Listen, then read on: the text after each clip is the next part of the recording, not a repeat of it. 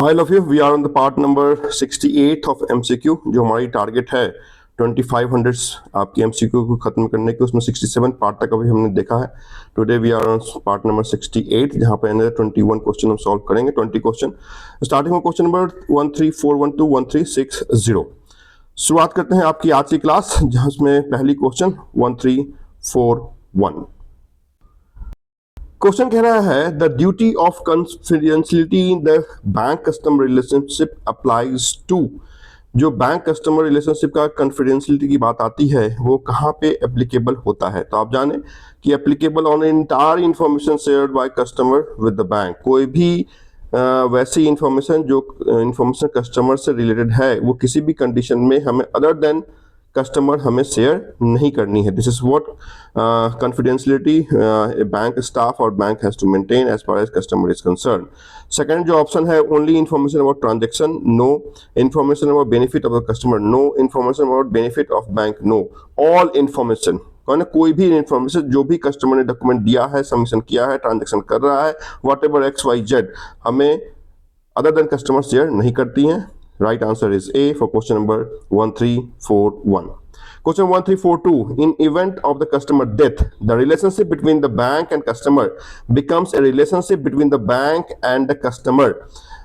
कौन सा रिलेशनशिप है? अगर कस्टमर का डेथ हो जाता है तो उस कंडीशन में बैंक और कस्टमर का जो रिलेशनशिप है वो क्या होता है? तो that is called heirs and legal representative. In case of जो नॉमिनी आएंगे वो लीगल रिप्रेजेंटेटिव के तहत आएंगे और बैंक उस केस में हायर्स होगा। C the right answer question number 1342। Question 1343। The bank customer relationship changes to that of a pledger and pledgee. देखिए, प्लेजर और प्लेजी बेसिकली आप बैंक और कस्टमर का रिलेशनशिप का ये बेसिकली पार्ट है। तो उस कंडीशन में देख रहे हैं कौन से कंडीशन में बैंक प्लेजर है और आप मतलब एक कस्टमर प्लेजी है। ऑप्शन पहला कहता था customer deposit money in saving account, उस कंडीशन में तो कस्टमर क्रेडिटर होगा और बैंक डेटर होगा। सेकंड कहता है the customer gives valuable to the bank in safe custody, तो वहां भी नहीं एप्लीकेबल होगा। The bank money against securities, yes, अगर बैंक ने कोई लोन दिया खासकर किसी वैसे सिक्योरिटी के अगेंस्ट, खासकर गोल्ड लोन की हम बात करते हैं, तो गोल्ड लोन के कंडीशन में बैंक प्लेजर कहलाता है और कस्टमर प्लेजी कहलाता है। तो यहाँ पे सी the right answer in case of loan against security. C the right answer question number 1343। Question 1344। In case of an overdraft facility bank customer relationship, मतलब यहाँ बैंक को पहले हमें काउंट करना है, कस्टमर को बाद में हमें देखना है। तो अगर ओवरड्राफ्ट ओडी की फैसिलिटी है तो बैंक क्या कहलाएगा? तो ओडी है तो बैंक ने एक टाइप का लोन दिया है और बैंक जैसे ही लोन देगा तो बैंक क्रेडिटर होगा और आपने लोन लिया है तो आप एक डेटर होंगे। सिमिलरली ये अगर हम रिवर्स कर दें तो जिस समय saving account, current account, FD होता है उस कंडीशन में कस्टमर बैंक को पैसे देता है और उस के लिए बैंक उस कंडीशन में डेटर होगा और आप क्रेडिटर होंगे। लेकिन यहाँ पे ओडी लोन की बात की जा रही है तो उस कंडीशन में बैंक क्रेडिटर है और आप एक कस्टमर डेटर है। B the right answer question 1344। Question 1345। In if a customer deposits securities with a bank for safe keeping, the bank is acting as an, तो बैंक सेफ डिपॉजिट के condition में is not locker. Locker condition में क्या होते हैं तो lessor lessee वाले आप बात आते हैं, but safe custody is different. उस कंडीशन में कुछ वैसे एग्जामिनेशन के पेपर, कुछ ऐसा बड़ा, कुछ ऐसे पेपर जो डिपॉजिट करता है कस्टमर, तो उसे हम सेफ कीपिंग कहते हैं, सेफ कस्टडी कहते हैं। It's not about locker. तो सेफ कस्टडी अगर है तो बैंक क्या कहलाता है? तो आप जाने बैंक इज नोन एज बेली और आपको बेलर के रूप में कंसिडर किया जाता है। आपको कहने का मतलब यहाँ पे हम कस्टमर को डील कर रहे हैं, बट सेफ कस्टडी में bank is bailee and customer is baler.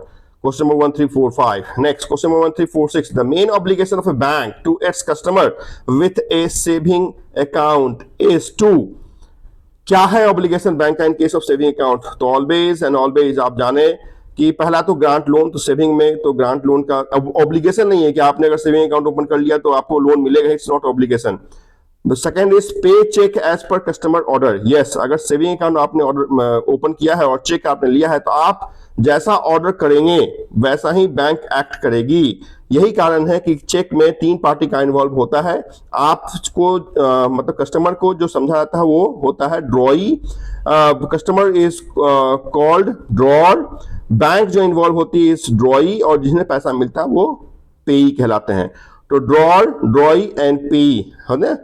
तो कभी भी आप देखेंगे तो आप जब क्रॉस करते हैं left hand side double cross, this is what the meaning of the order cheque. An instruction given by drawer means customer, to drawee means bank, please pay so and so amount to the customer's account only. This is what the order of customers which bank need to follow in case of saving bank account. Right answer is B, question number 1346. Question number 1347. Which type of relationship exists when a bank issue a letter of credit on behalf of the customer? LC के condition में bank क्या कहलाता है? तो bank is a guarantor and yes, customer is guaranteed. Next 1348. Which of the following is example of direct tax in India?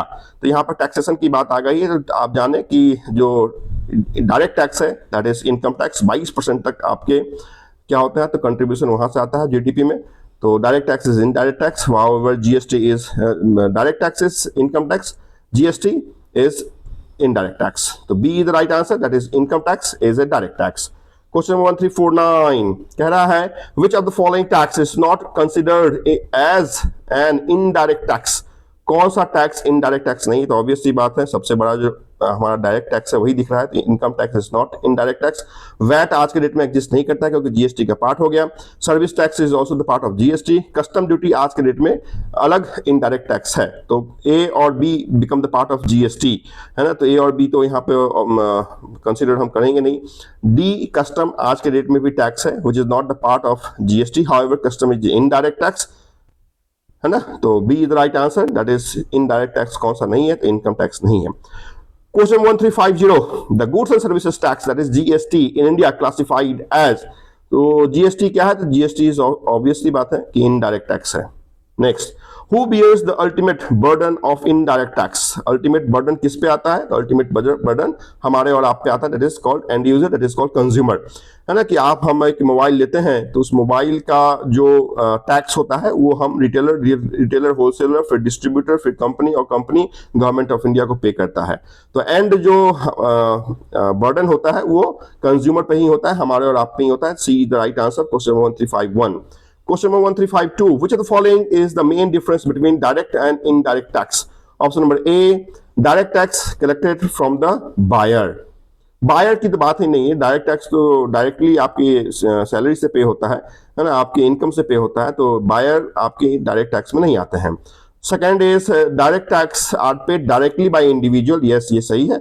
While indirect tax are paid indirectly through the purchase of goods and services, yes बिल्कुल सही है कि direct tax individual directly pay करता है, और indirect tax goods और services पे लगा हुआ टैक्स है जो हम इनडायरेक्टली, मतलब हमने आपको चेन बताया कि आप रिटेलर, होलसेलर, आपके डिस्ट्रीब्यूटर, मिडिल मैन जो भी होगा, फिर आपकी कंपनी गवर्नमेंट ऑफ इंडिया। तो ये क्या है? तो इनडायरेक्टली हम पे करते हैं गवर्नमेंट ऑफ इंडिया को। तो B is the right answer, question number 1352। Question number 1353, which tax is levied by the state government in India and varies across state? तो इस क्वेश्चन को हम होल्ड कर देते हैं क्योंकि ये क्वेश्चन आज के डेट में वैलिड नहीं है। इस क्वेश्चन को हम दरकिनार कर देते हैं। Question 1354, which of the following is a characteristics of direct tax? Direct tax का क्या कैरेक्टर है? पहला है it is a regressive in nature, second is it is collected at the point of sale, C is the incidence and impact of the tax fall on the same person. Obvious, बिल्कुल सही कि same person पे ही उसका impact होता है, जो कमा रहा है वही भरेगा।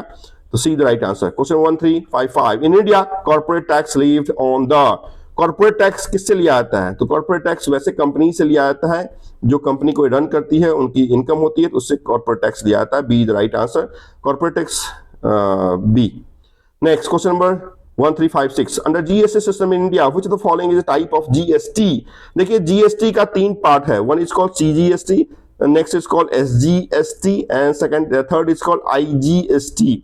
तो तो यहाँ पे ऑप्शन हम देखेंगे तो यहाँ पे सीजीएसटी तो कहीं नहीं है, एसजीएसटी ऑप्शन नंबर 1 में है और आईजीएसटी ऑप्शन नंबर डी में है। तो यहाँ पे हमें लग रहा है कि ए एंड डी दोनों सही होना चाहिए। बट यहाँ पे अगर फुल फॉर्म को हम देखेंगे तो जो सीजीएसटी का फुल फॉर्म है central goods and services tax, SGST का फुल फॉर्म है state goods and services tax. However the full form of IGST is integrated goods and services tax. लेकिन यहाँ पे आईजीएसटी का फुल फॉर्म देखेंगे, यहाँ पे इंटीग्रेटेड की जगह इंपोर्ट लिखा हुआ है, which is wrong. Hence the right answer is a, that is state goods and services tax. So there are three type of tax: CGST, SGST, and IGST is the part of GST in India. Next question number 1357. Which of the following is not benefit of indirect tax? Indirect tax का इनमें से कौन सा benefit नहीं है? पहला कहता है ईज ऑफ कलेक्शन, सही है। Next transparency in tax system, बिल्कुल सही है। सी इज वाइडर टैक्स बेस, बिल्कुल सही है। हर जगहों पे जो टैक्स लेते हैं उसको मिला के हमने जीएसटी का पार्ट कर दिया है। And the is higher compliance cost, तो डी बेसिकली इसी कंप्लायंस कॉस्ट को कम करने के लिए वन नेशन वन टैक्स की बात की गई थी, तो डी इज रॉन्ग, जो जीएसटी का पार्ट नहीं है। Next question number 1358, which of the following component includes M1? तो यहाँ पे ये क्वेश्चन अभी आपकी मनी सप्लाई से शुरू हो गई है, जहाँ पे 3 क्वेश्चन में होल्ड कर लेता हूँ कि मनी सप्लाई क्या है, M1 M2 है ना की बातें क्या होता है, पोस्ट ऑफिस में रखा हुआ पैसा हम ऑन से रूप में कंसिडर करते हैं, ये बातें हम नेक्स्ट पार्ट में देखेंगे। तो इस पार्ट में पार्ट नंबर 68 में इतनी ही बात हमने देखी है। नेक्स्ट पार्ट आपकी मनी सप्लाई से जुड़ा हुआ होगा, जहाँ पे हम बातें इससे ज्यादा करेंगे। Thank you so much for watching. If you are new, do like, share and subscribe. Thank you.